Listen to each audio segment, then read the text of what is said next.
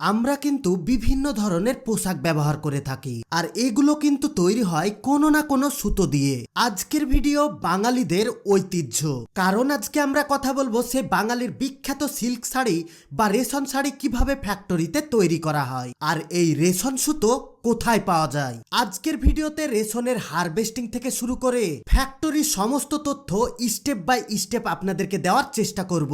আমি গ্যারান্টি দিচ্ছি বাঙালি হয়েও আমরা এই বাংলার এত বড় শিল্প সম্বন্ধে আমরা কেউ ঠিকভাবে জানি না, কারণ এই সিল্ক বা রেশম শুধুমাত্র বাংলাতেই পাওয়া যায় আর এই কাপড় অনেক মূল্যবান, কারণ এই কাপড় সারা বিশ্বে ফেমাস এবং দামি একটা কাপড়। তো চলুন জানা যাক এর সম্পূর্ণ তথ্য। তার আগে অবশ্যই ভিডিওতে একটা লাইক দিয়ে ভিডিওটি বন্ধুদের সঙ্গে শেয়ার করে দেন। এই যে ছোট্ট লাভা আপনারা দেখতে পাচ্ছেন, এটা হচ্ছে বম্বে লোরি। নামটা হয়তো সায়েন্টিফিক লাগতে পারে, কিন্তু এটাকে আমরা রেশম